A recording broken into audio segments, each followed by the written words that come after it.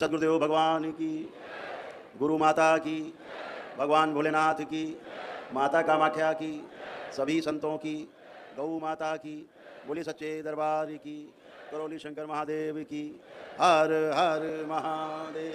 संकट एक आया बड़ा धीरे धीरे कालांतर में कि जो इन्होंने जो इसका सबसे मूल जो जड़ थी आयुर्वेद की, जो वो 8 प्रकार से चिकित्सा की जाती है। सबसे पहले इनकी जो है वो काय चिकित्सा है। काय चिकित्सा जो है जो प्रथम है, पहली है, वो आंतरिक रोगों के लिए, उससे मुक्ति के लिए उसके उपचार किया जाता है। दूसरा इनकी शल्य चिकित्सा है। शल्य चिकित्सा का मतलब सर्जरी, ऑपरेशन करके रोगों को नष्ट करने का, मुक्ति देने का ये प्रक्रिया है। तीसरा इनका एक जो आयुर्वेद का एक अंग है वो शालाक की चिकित्सा बोली जाती है, जिसमें कान, नाक, गला, ईएनटी डिपार्टमेंट आता है और आँखों का भी उपचार आता है। उन्होंने इसको उठाया। फिर एक उठाया उन्होंने कौमार भृत्य, चौथा जो इनका अंग था आयुर्वेद का वो कौमार भृत्य है, जो बाल रोग और स्त्री रोग और संबंधी जो प्रसूति रोग हैं,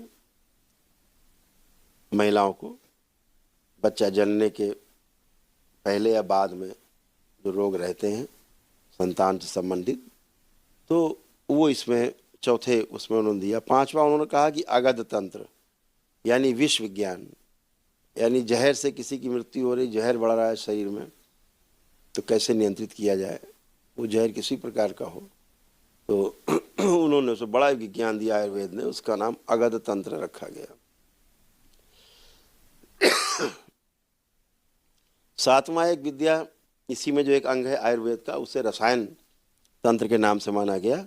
उसमें वृद्ध ना होने पाए या वृद्ध हो गए तो कैसे बुढ़ापे से निजात पाई जाए, जितना भी कायाकल्प वाला है, दीर्घायु बने रहने का विज्ञान है और रसायन तंत्र है। जैसे रसायन हम लोग कहते हैं ना कि त्रिफला रसायन ही है एक प्रकार का। आपका आयुर्वेद है, आयुर्वेद में सबसे बड़ी औषधि मानी जाती है, हर बच्चा जानता है, च्यवनप्राश, ये सब रसायन में ही आते हैं। इसे कोई भी खा सकता है, मतलब रसायन का मतलब है कोई भी खा सके, बीमार हो चाहे बीमार ना हो, उस रसायन से उसका जो है आयु जो क्षमता है वो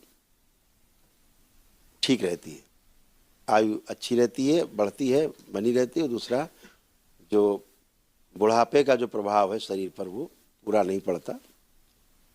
और जो सातवां इनका था वाजीकरण तंत्र में था, जिसमें स्त्री पुरुषों में जो प्रजनन क्षमता है, यौन शक्ति का जो विकास है उसको कैसे मेंटेन रखा जाए, वो वाजीकरण में उससे स्वास्थ्य से जुड़े से मामले रखे गए। तो ये 7 प्रकार के जो अंग हैं आयुर्वेद में आज भी प्रचलित हैं और सफलतापूर्वक ये शरीर पर असर करते हैं, यदि औषधि का दोहन सही समय पर हुआ, ग्रह नक्षत्र देख करके औषधियों को आमंत्रित करके और उनका दोहन किया गया हो। खास ग्रह नक्षत्र में जिनमें ऋषि मुनि द्वारा बताया गया है कि उन ग्रह नक्षत्रों में, उन जड़ी बूटियों में सबसे ज़्यादा मात्रा में व्यक्ति को स्वस्थ करने वाली जो तत्व हैं वो उपस्थित रहते हैं, तो उस समय उनका दोहन किया जाता है, उनको उखाड़ा जाता है विधिवत, एक दिन पहले आमंत्रित करके। फिर उसको कैसे सुखाया जाए, छाया में या धूप में, उस पर काम होता है।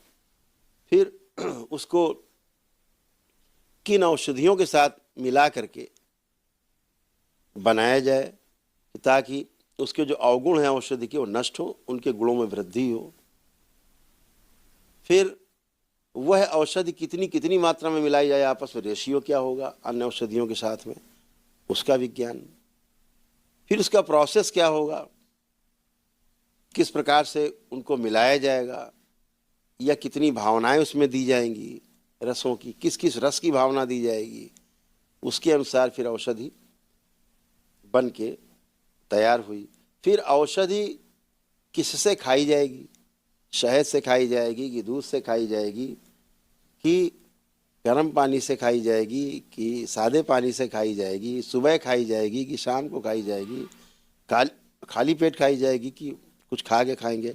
वैसे तो आयुर्वेद में खाली पेट ही खाने की व्यवस्था औषधियों का सबसे ज़्यादा है। कि भोजन के बाद कौन सा, जैसे तमाम चीज़ें होती हैं जो भोजन के बाद भी आयुर्वेद में दी जाती हैं, भोजन के बाद भी आयुर्वेद में दी जाती हैं। तो कहने का आशय ये है कि ये सब कुछ, और फिर परहेज आता है कि ये औषधियाँ ले रहे हैं तो इसमें कौन से विरोधी तत्व हैं जिनको नहीं लेना है, भोजन में नहीं लेना है आपको, तो परहेज भी बताए गए। ऐसे तमाम चीज़ें मिला करके एक आयुर्वेद का पूरा कॉन्सेप्ट है। लेकिन ये पूरी तरह स्वस्थ होने वाला कॉन्सेप्ट है, दबाने वाला रोग को नहीं है, रोग को बाहर निकाल देने वाला कॉन्सेप्ट है आयुर्वेद का ये पूरा कॉन्सेप्ट। उसके साथ योग, प्राणायाम, आसन, ये सब चीज़ों का, निद्रा का आपका, तो शरीर में एक रक्त की शुद्धि। लेकिन इस शरीर में, इस शरीर को चलाने वाला जो जीवन है, इस जीवन में जो 5 तत्व हैं, आत्मा, बुद्धि, चित्त, वृत्ति और मन, इसमें जो मन है वो संसार के कार्यों में सबसे ज़्यादा लगा रहता है। कहा भी गया मन के जीते जीत है, मन के हारे हार। तो मन अगर मान लिया मन ने कि हम रोगी हैं, तो फिर डॉक्टर साहब की हैसियत नहीं है कि उसको ठीक कर ले। मन ने मान लिया कि हम नहीं बचेंगे, तो फिर उसको बचाने वाला संसार में कोई पैदा नहीं हुआ। अभी हमसे एक शो के दौरान, टीवी शो के दौरान, एक डॉक्टर साहिबा मनोचिकित्सक थी, वो भिड़ी हुई थी। मैंने कहा अगर आदमी का विल पावर ही खत्म हो जाएगा, जीने की इच्छा मर जाएगी, आप कैसे उसको बचा सकते हैं? कोई औषधि नहीं है। तो दरबार उसी पे काम करता है, दरबार उसी पे काम करता है कि उसकी जो जीवनी शक्ति है, उसकी जीने की जो इच्छा है, वो बढ़ी रहे। दरबार का ऑफिशियल चैनल करौली सरकार ईश्वरीय चिकित्सा विज्ञान केंद्र चैनल को जरूर सब्सक्राइब करें। नमः शिवाय।